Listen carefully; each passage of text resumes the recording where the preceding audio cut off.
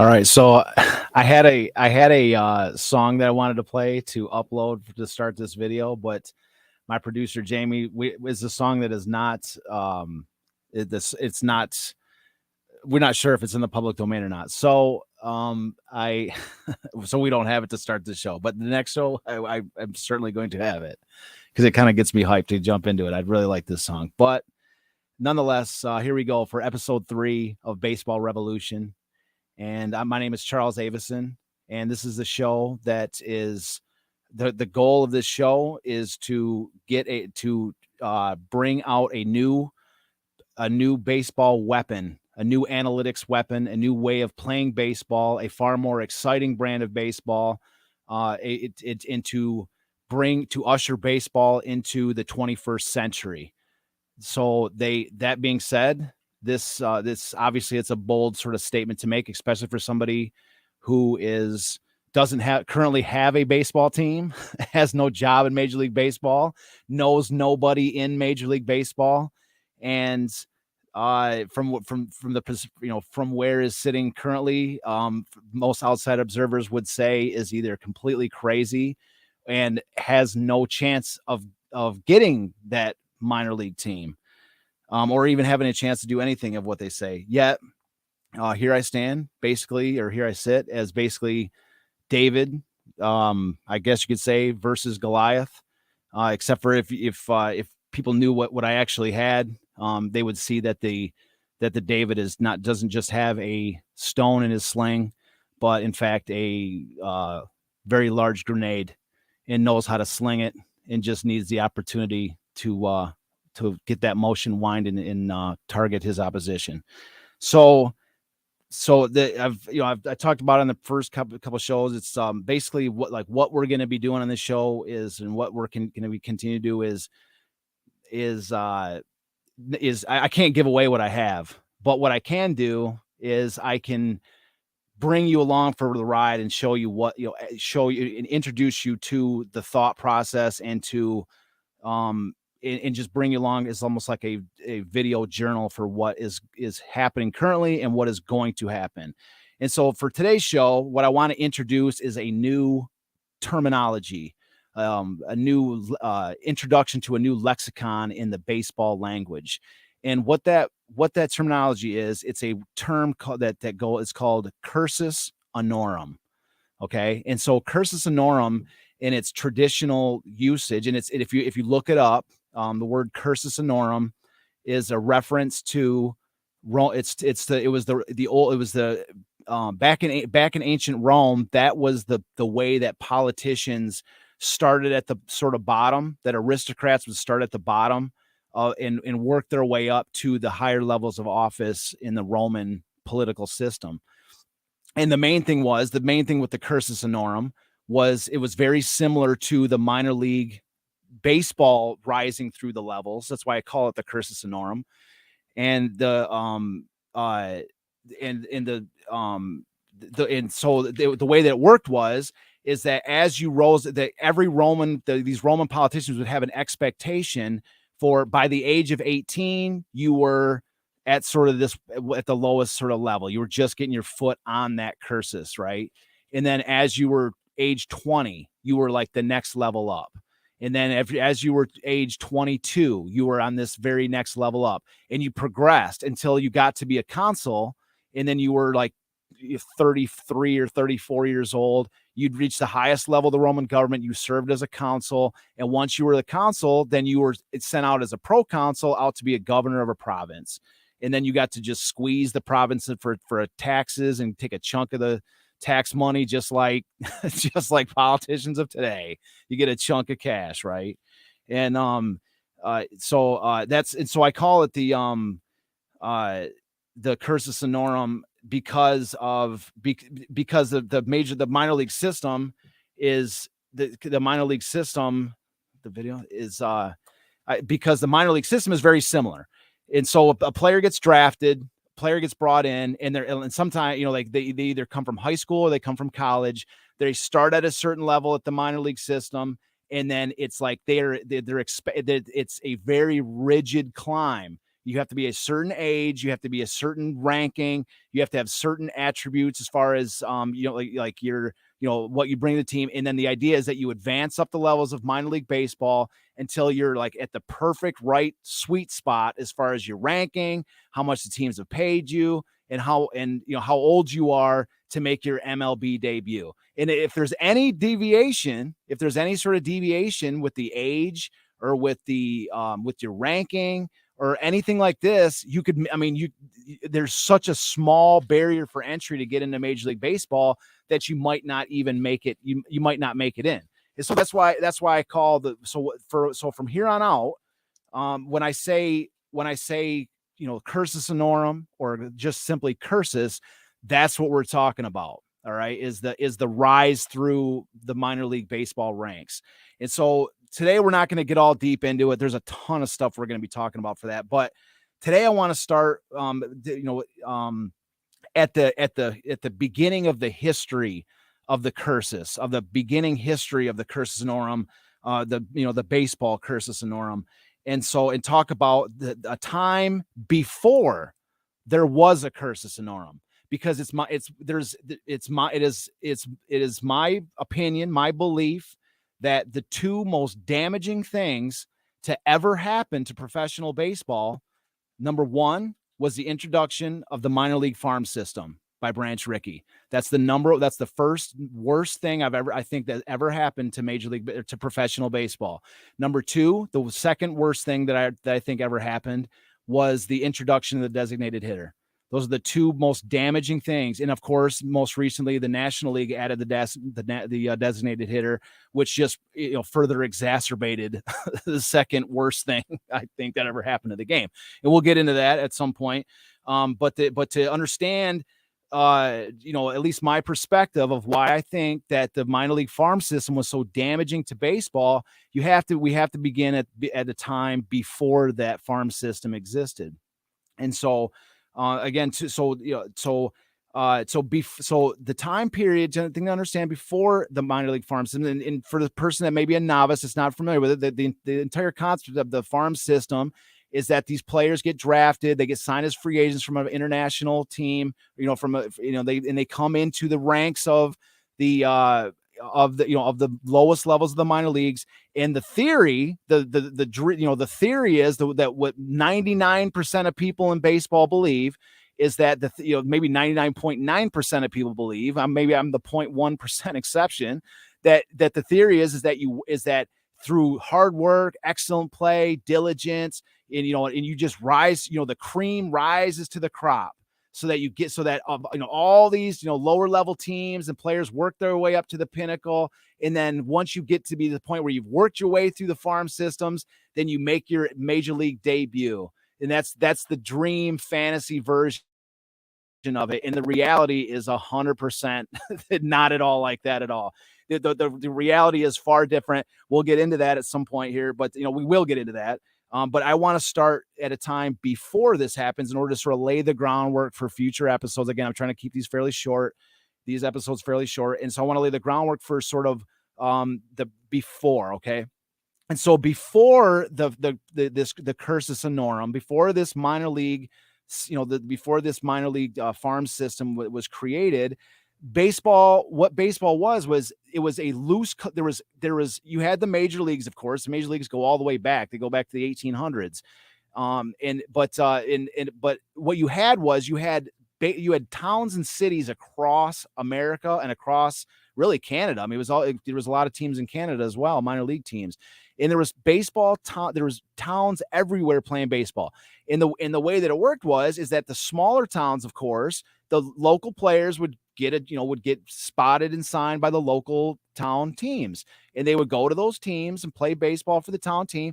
And then the bigger cities, that like the next level city up, would hear about some team that was winning and about a particular player who was excelling for that team, and then they would seek to acquire that player. So that player might only last for a year on the town team and then go to a larger city team. And then, of course, the bigger city team would hear about the impact of this other player, and then they would pay that team, or they would reach out to sign that guy, and then that guy would go to an even larger city team.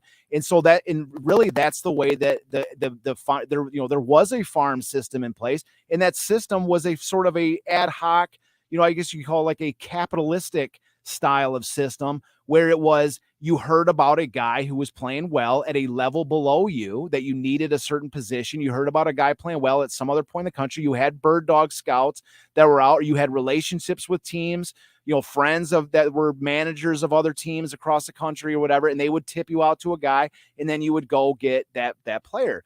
Now, of course, and then that's the way that guys were signed for the major leagues, is that they would, a team that was just one step, or a league that was one step below the major leagues, would have a couple of guys who were fantastic, and the majors were like, hey, we need a second baseman. Let's get that guy from that team and bring him in. The problem, of course, came in when you would have a guy who was like super hype, like a super hyped prospect who like everybody wanted. Like they were like, oh my God, this guy's the best guy. And so what would happen was you'd have like the New York Yankees, or the same familiar teams of today that would have big money teams, New York Giants, which are now the San Francisco Giants, of course. We'd have the big money teams that would come in and buy up. They would just get that guy because they had more money to sign that free agent for. And so that problem sounds a lot like the problem of today, where you have the big name teams that can sign the biggest free agents. It's the same problem. Nothing has changed. And so but the thing is about it is one of the mythologies, how did this change?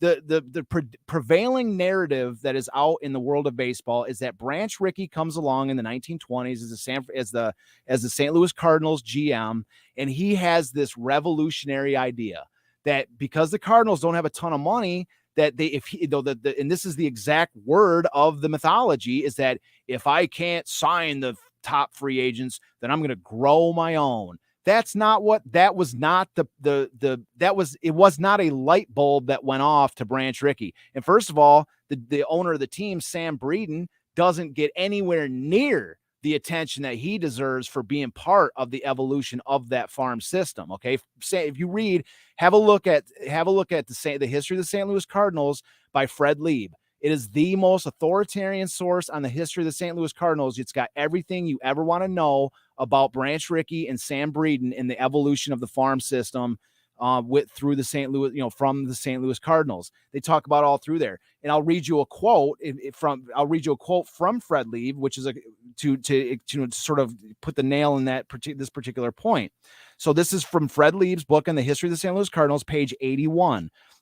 So he says, the farm system was not born out of a singular eureka moment, but a series of solutions to a series of problems. Starting the Cardinals farm system, this is Brandon. So starting the Cardinal farm system was no sudden stroke of genius, says Branch Rickey today. This is his own words. Starting the Cardinal farm system was no sudden stroke of genius, says Rickey today. It was a case of necessity being the mother of inventions. And we lived a precarious existence. We would trade one player for four, and then maybe sell one who developed for a little extra cash with which to buy a few minor leaguers others passed up. So it was not this moment where like Branch Rickey's like, I have this idea, I can grow my own players. That's not the case. In fact, if there was a trigger, the trigger came from the fact that the Cardinals, they were actually very good at identifying talent. The problem that the Cardinals had was when they would stash a minor leaguer or stash a guy who they wanted to develop at a minor league team. The problem was that team would take ownership of the player, and they would sell that player that Rickey and them that Rickey had literally identified, brought over to that particular minor league team to stash them. And then that minor league team would sell them to a bigger team and therefore cut Rickey's legs out from underneath them. So really the main trigger for Rickey and Breeden buying up those minor league teams was because they wanted to protect the rights to those players. That was the real trigger. If there was one singular trigger, that was it. And so the idea of like growing the players, they got addicted to the idea of like acquiring their teams, bringing bunches of players on, seeing, they had like this part of the, sort of story is true. The legend's true, where they had like, they would see like who could throw the hardest, who could run the fastest. They would bring in players with like just attributes, and then see like, try to shape them from there and grow their own system. That part is true. But the overall concept is that the biggest trigger was just a necessity to protect the guy. They had confidence in their ability to decide talent, and they wanted to protect their signings from the bigger teams. That was the main, if there was a main trigger, that was the predominant component. And so what ends up happening is that as they started to buy up other teams, they actually, they liked the idea. This concept started to evolve, where they were bringing in these mass tryouts. They were doing things different. And Major League Baseball, being the copycat sport that it was then and still is today, the Cardinals started having success with this particular system. So everybody in baseball, as is the case today, just piled in. Every other team just had to do what they're doing. And so it didn't matter necessarily if that particular system worked for those teams.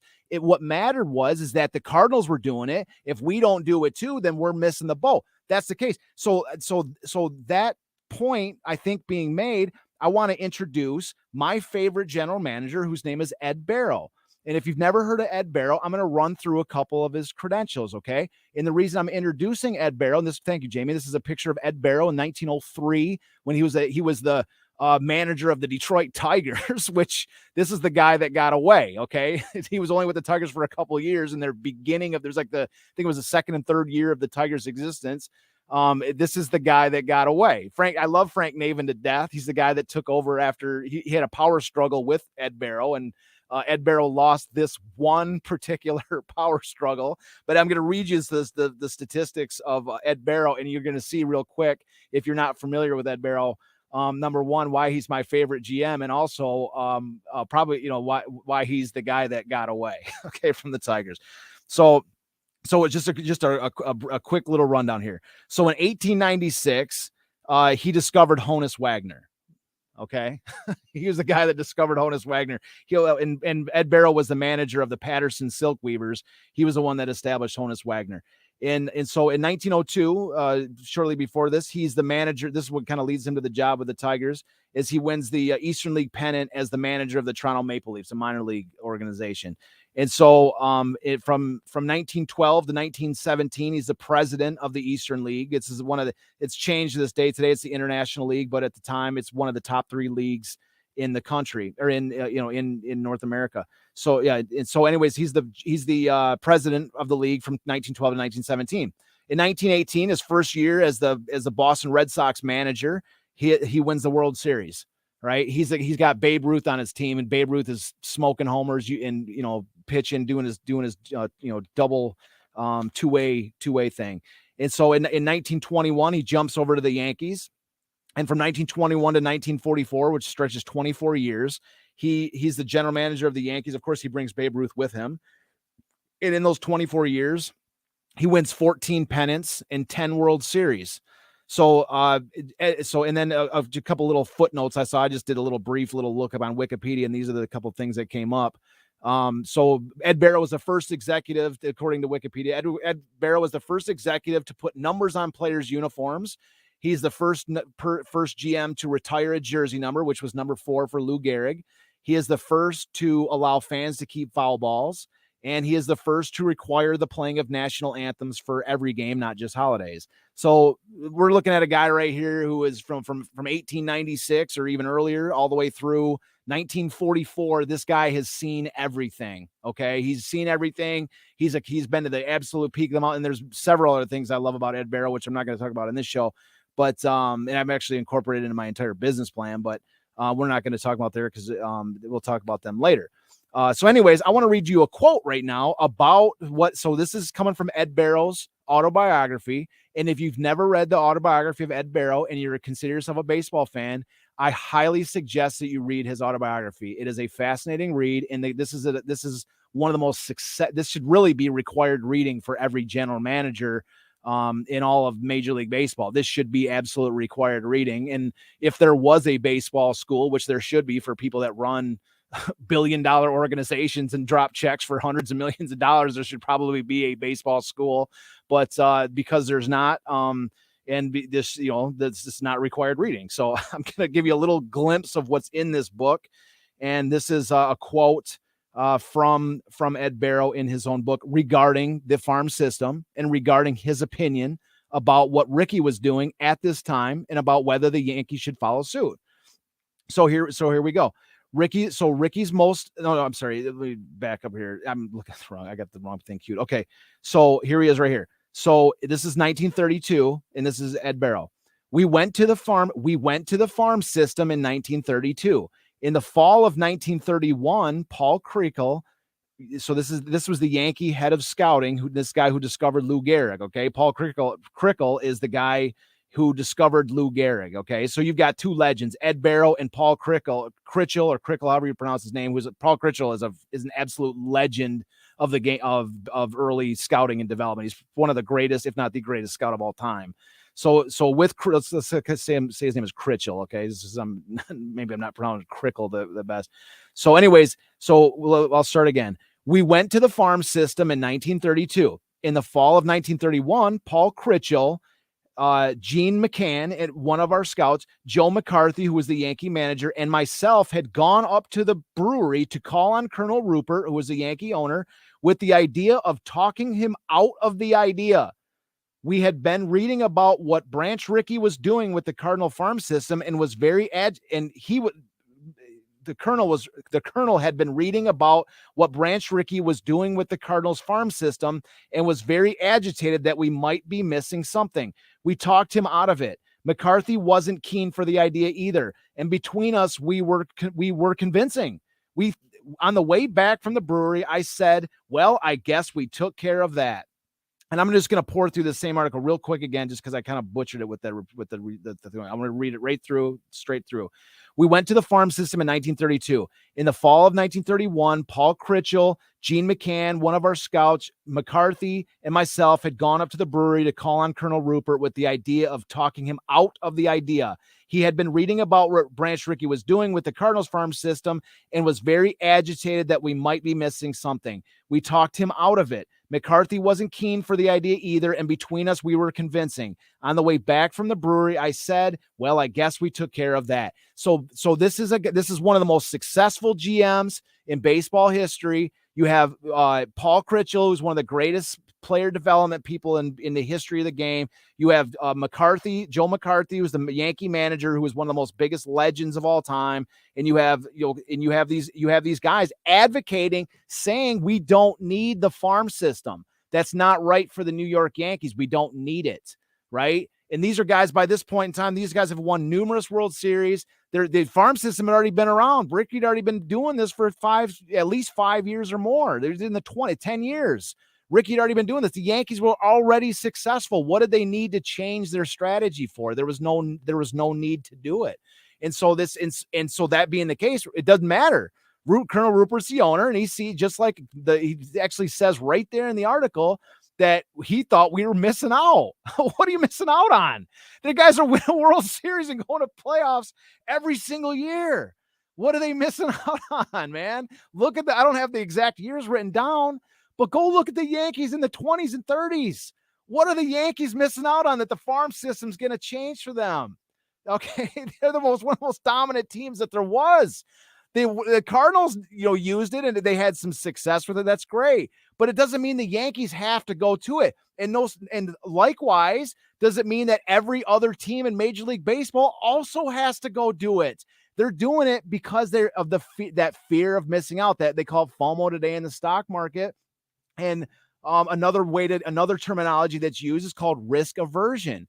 We don't want to take the risk that some other team has got something going, and if we don't do it, if we don't follow suit, then all our fans are going to hate us. All the media is going to make fun of us. Everybody's going to do this. So they went with what the Cardinals were doing, just because the Cardinals were doing it and having some success with it. So they're like, we have to do it, despite the fact that they're already having success. What do they need to change anything for?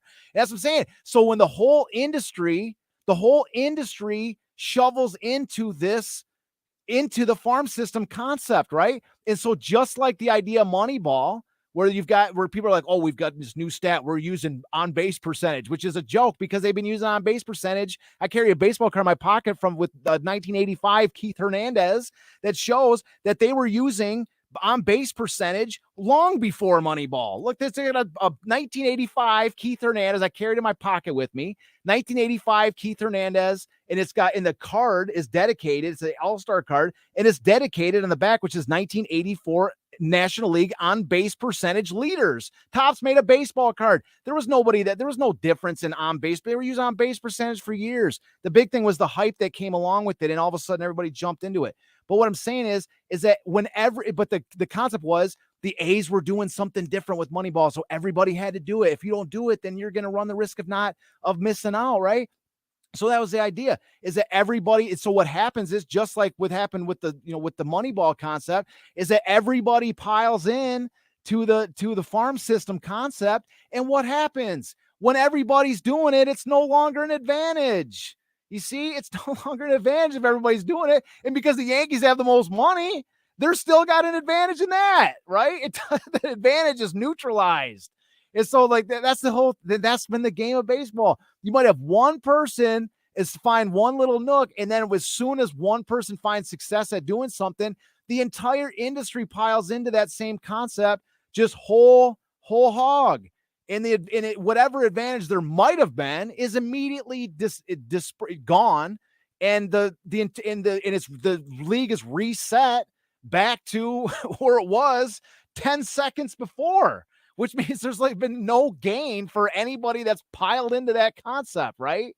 So that's what I'm trying to say is, from this very beginning, this is why Ed Barrow and them are like, we don't need it. Why do we got to go copycat the Cardinals? We already are the most successful organization in baseball. But they did. And of course, the Yankees dominated it. And who's still at the top of the food chain? This article, 1931. We're in 2023. Who's still the top? The Yankees missed the playoffs, I guess, this year. But who's still at the top of the farm system food chain? It's the New York Yankees, of course. Who's still the top, can outbid everybody. Nothing's changed. Nothing's changed. So what I'm saying is, so nothing's changed, right? Since the Branch Rickey invented the farm. I mean, the game has certainly changed. Everybody has the farm system concept. There's a whole different model than there was before the farm system concept. But the haves are still the haves, and the have-nots are still the have-nots. All that's left is to identify what actually has changed. And when you actually dive into what actually has changed, that's when you see what the damage that's been done as a result of the farm system. And that's what we're getting to the actual point of what I'm trying to get to now, right? So this is another quote. I want to read you another quote. This is also from that same St. Louis Cardinals history book, and this is Commissioner Mountain Landis, right? This is Landis. And so the way that the story goes with Branch Rickey is that Branch Rickey, he's trying to start this new innovative concept, and that big bad Mr. Landis is trying to stop him from innovating the game, right? And so Landis fined Branch Rickey for having too many teams, and that mean old man Mountain Landis, he made all these players free agents because he couldn't see the new innovation of Branch Rickey. So he made all these players free agents.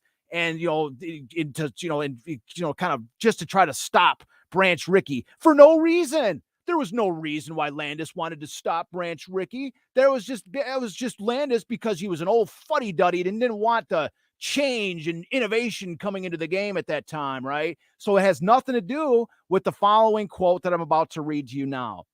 So this is, again, Fred Lieb, page 88 of the St. Louis Cardinals history book. So Rickey's most bitter opponent was Commissioner Landis, who as far back as the early 20s battled Rickey's idea of chain farms with all the might of his powerful office. Year after year, in his annual meeting with the Major League Club owners, the commissioner lashed out at Rickey's idea, the one which, according to Branch, made it possible for the underdog to live. Landis, an individualist, felt that minor league baseball should belong to the town publisher, undertaker, wholesale grocer, or the type of men who formerly owned minor league clubs prior to World War I. He felt that Breeden and Rickey, with their great supply of players, were strangling such independent minor league clubs, which were still trying to go it alone and it had only a limited field and resources from which to obtain players. So that's Mountain Landis's objection to what Rickey was doing. And let Jamie, can you bring up this picture with these teams for me, please, when you get a chance? Again, nothing has changed since the advent of the farm system. Okay, the haves are still the haves, the have-nots are still the have-nots. There's nothing been changed. But look at what Jamie's brought up on the screen here.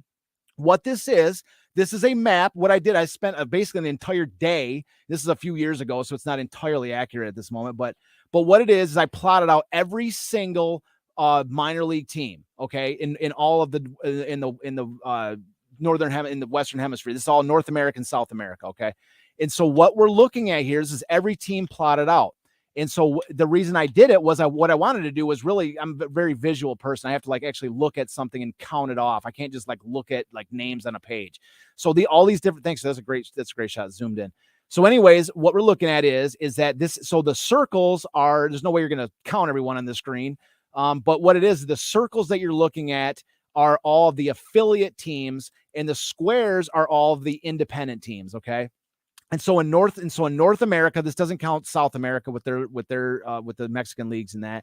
But what we're looking at is the proliferation of affiliate teams versus independent. In case this is for new, somebody that doesn't understand the difference, I'll explain. There's two different types of minor league teams of minor leagues. Okay, there's the affiliate teams, and then there is the independent teams. And so the difference between the two of them is that affiliate teams are their entire purpose is for developing talent for the major league club. That's their entire existence. Okay, they completely exist to bring in new players off of as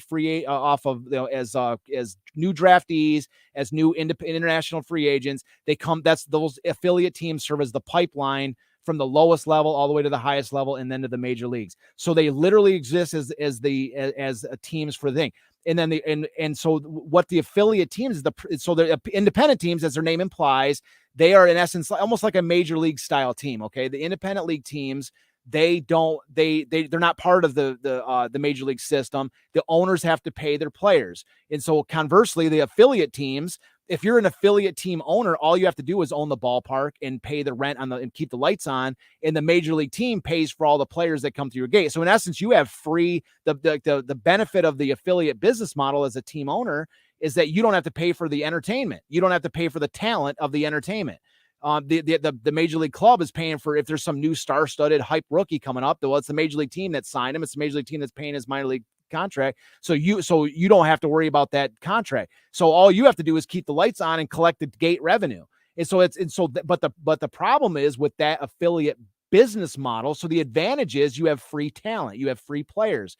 So that's the advantage. The disadvantage is at any moment that an affiliate team that a major league team can do anything they want with those players. So they can trade the guy. One week your team might be awesome, and the next week the guys, the three of the guys that are your best players are promoted, or two of them are traded, or one guy is demoted, or whatever.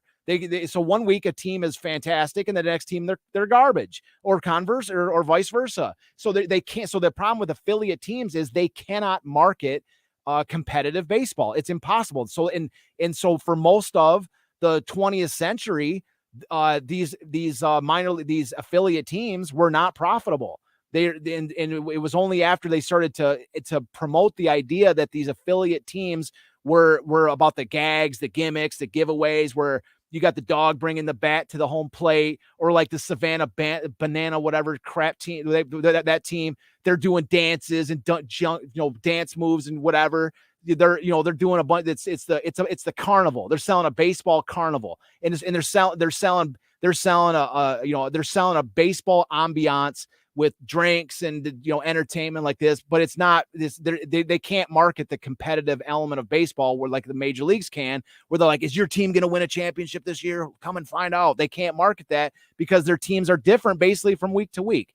So that's the major disadvantage for the affiliates. So whereas the independents, the difference with them, of course, is that they do pay their players. That's why they're called the independents. And so the independents, because they have more, they're like a major league team where they have to sign free agents. They have to build a team just like a major league, just like a major league club does, where the owner pays his own talent and they're like, hey, come watch this, come watch, the local, watch the local team, beat up on our rivals, and that they can actually promote that, week to week winning element of baseball. The problem with independents, this is a whole nother really show, is the independents have actually followed the affiliates where they're trying to market the gags, the giveaways, the baseball cathedrals. So they're not even trying to utilize their major advantage, which is to hype up the actual legit week to week competition. That's a whole nother show to talk about. But anyways, so the key thing to take away, I just gave this little sort of a aside about these two different styles of minor league baseball.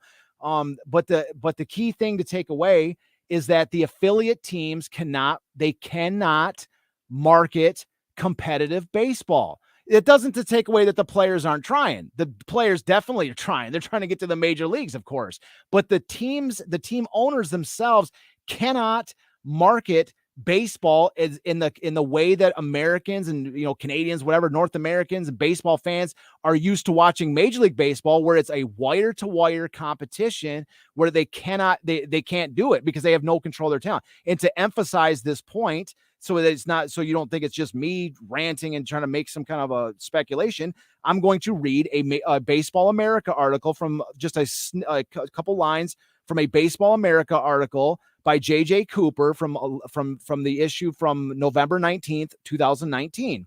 And so the article title was MILB and MLB relations have turned ugly. This is from a few years ago, but what's important is the following words. Many MILB, meaning affiliate minor leagues, so many affiliate minor league general managers proudly note that many of their fans leave without knowing who won the game. A successful night revolves around free fun promotions, good food and entertainment opportunities, bounce houses for kids, well-stocked bars for adults, then an eighth inning comeback by the home team. The emphasis, so they say it very clearly right there. It's not even this is not Charles Avison just throwing mud at the minor league teams or whatever. This is the reality is affiliate teams cannot market competitive baseball, nor do they even try. They market, like I say, the biggest thing that I've actually had people send me is like, check out the Savannah Bananas. They got these two guys doing backflips on the pitcher's mound. Who cares? That's what they do. And that's what, so I'm going to show you here in a second. That's what these affiliate teams have led to. This is what this has led to. Okay. And this is the damage that is being caused. Jamie, could you throw that screen back up with the map again, please? So I have the facts on this map might be a little bit hard to sort of read, but I can digest them for you because I wrote them down. So anyways, so what this map shows after having plotted these maps, and again, it's a couple years old, things have changed a little bit. The major league teams have cut out all their affiliates, but all of their like Pioneer Leagues and all them, they're still major league affiliates. They're just running as like the major league teams just don't have to pay them or pay them as much. They're still a pseudo feeder team for the major leagues.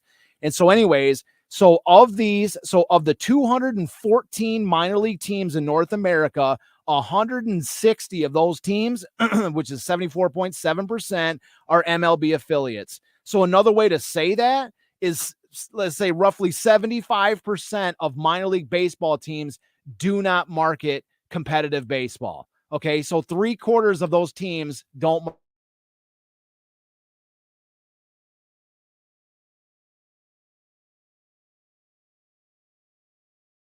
market competitive, get an independent league team. But when you see articles like the articles that they put out, as well as I'll show in another episode, the articles that they talk about is like the minor league, independent teams are like the last chance for any player until their career is over. It's like in the affiliate, the independent teams will actually post those articles on their own website, which are like, yeah, we're the last resort for affiliate players. Like they don't do anything to try to up their prestige in the world of Major League Baseball. They're like, they present even themselves as the last refuge.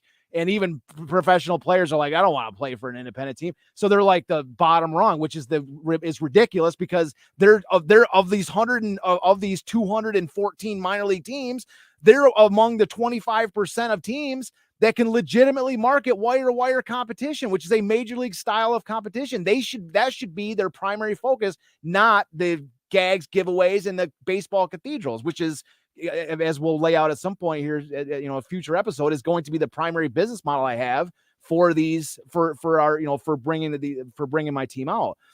So anyways, Jamie, if you could throw up one more, that last little snippet article. There you go. So actually, I'm sorry, Jamie, one more with there's a Washington Post article, it's like a single little blurb. It's the next one down. Yep. That one right there. The next one down below it, below the colored one. You got, that's the same one you got up. I thought there was one more picture I sent you. Are you sure? Okay. Anyways, so I've got to read it. Jamie. I don't know if you could, Jamie will bring it up here in a second if you can. I'll just read it to you. It's just a single statement. I mean, it's not like anything that you haven't heard for yourself.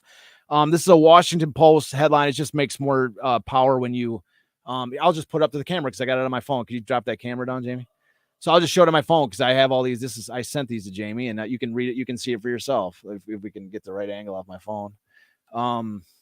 But anyways, the article, it's a Washington Post article, again, from 2019, it's January 31st. I spent basically that entire year focusing on, I spent a ton of research time. It's not even showing up. Okay, there we go. I got a little bit of an angle. So it says, what do you call a game in which half the participants aren't trying to win? And the answer is MLB. That's what it says right there. That's what I'm trying to get it close in there. Let's show if I can get it. It just makes more impact when there it is. This is a Washington Post article header. I'm trying to get the reflection. Jamie dropped the ball and getting my header up. Thanks a lot, Jamie. Screwed me. That was my exclamation point for the show. Anyways, you can kind of see it. Oh, whatever. Anyways, I'm not telling anybody anything they don't know.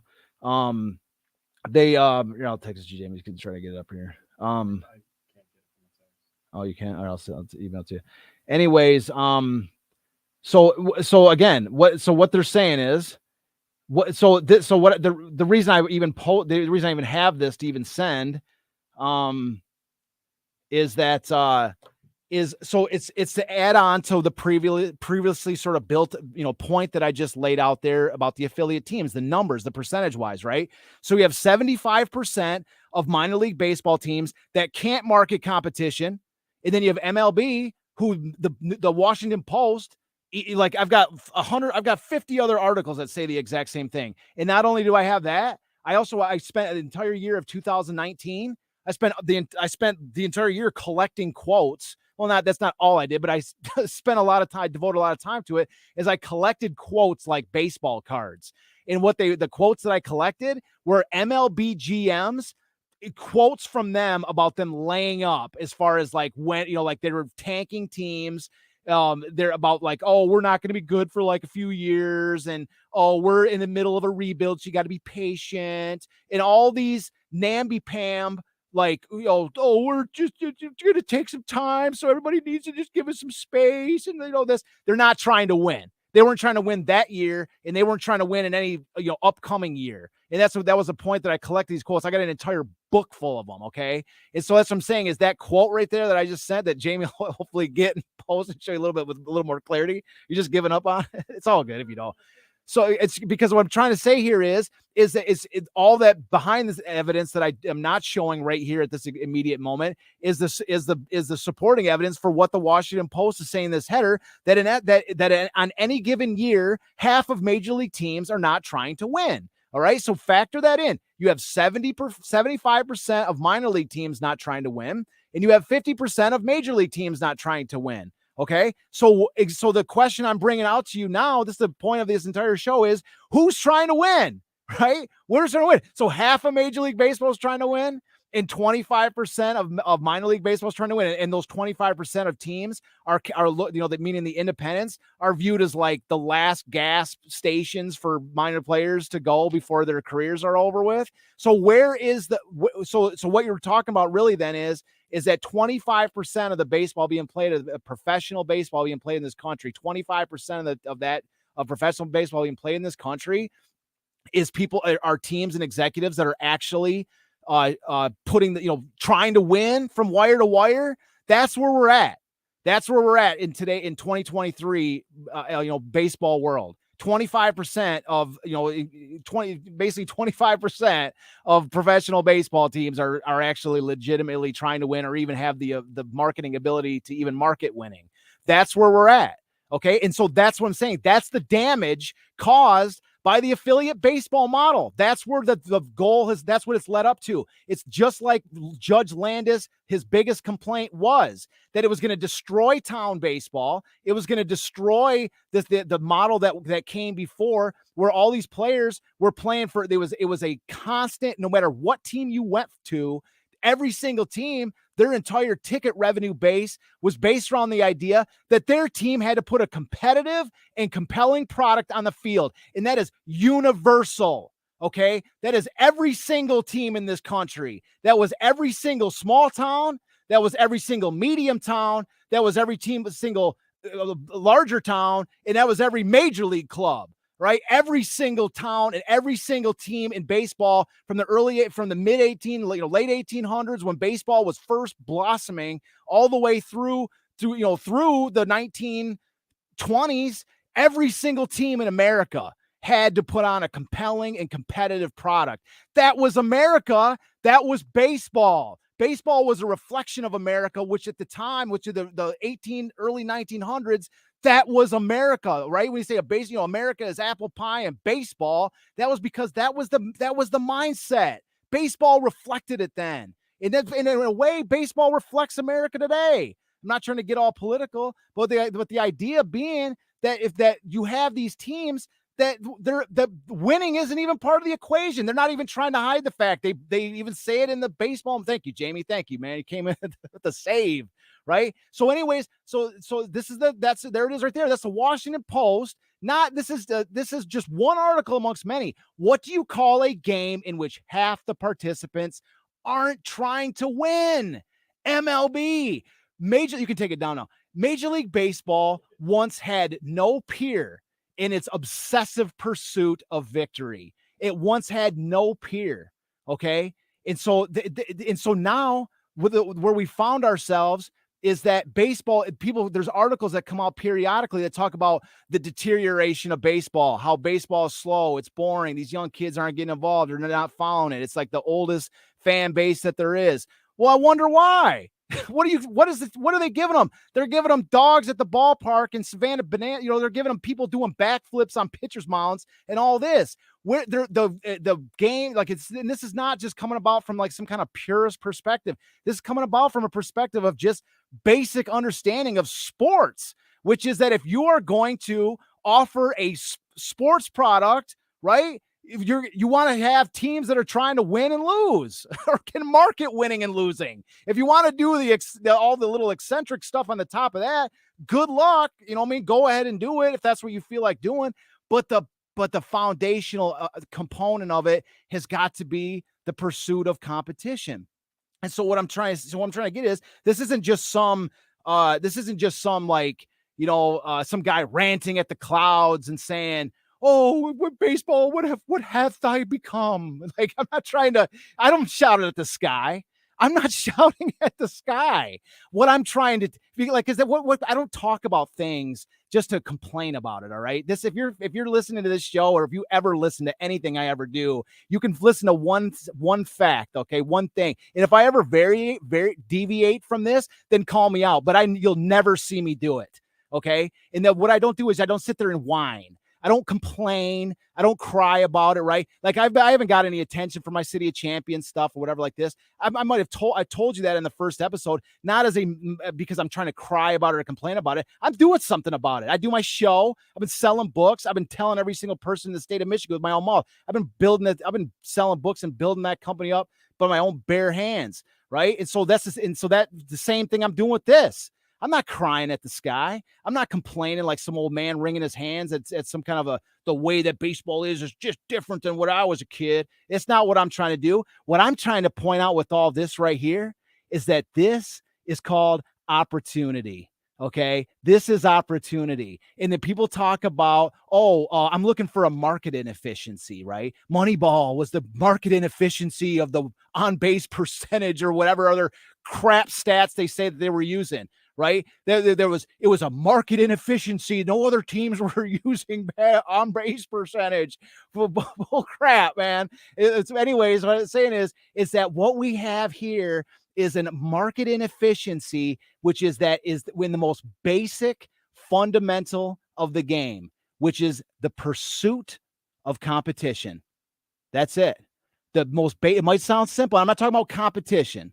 Okay, that's a whole other thing. You're like, oh, people are trying to win baseball games. Okay, you have players trying to win. They're great. I'm not trying to take anything from the players in the field. They're all trying to win. What I'm talking about is back in the 1800s, before all of it, before the affiliate models, before the way, like the system, the sanitized Clorox version of baseball that we have today, when baseball was first forming. My favorite era of baseball is the late 1800s, because back then what baseball was is that it didn't, I mean, you had the major leagues to be sure, but what you had was you had baseball teams that were challenging each other. They were issuing silver cups to lure teams that were like bigger than them to come and play them.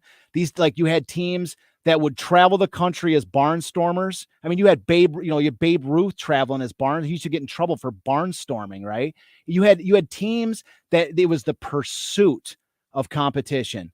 Even if a team was taking on a juggernaut that was bigger than themselves, that didn't necessarily matter. What mattered was that they issued the challenge, that they dared to take on someone that everyone was like, you have no chance against that team. It didn't matter. These teams, that's what had this small town, this cultural, these towns that were like, our town is better than your town. Our city is better than your city. It established the idea of rivalries. It established the idea of again, that pride in where you came from, the pride in your town, the fact that your town was going to go spend a bunch of money to lure in guys to go play this game, to go challenge the team up the road. That's where baseball, that was the roots of the game. That's the roots of baseball. Before this, like I say, the sanitized Clorox version of the game today, that's the way it used to be. And what I'm saying is that this is again, a market inefficiency. This is an opportunity, because I'll finish off by saying this. If I can build the greatest baseball teams that the world has ever seen, which is my claim, if I can build the greatest teams that the world has ever seen, and I'm out there challenging these teams, and the business plan I have is to start at the bottom and to challenge bigger and bigger teams all the way up the row, all the way up to Major League Baseball. If I have what I say I have, folks, you are tuning into the most must-watch show that you have ever seen in baseball, because we're about to put on a show.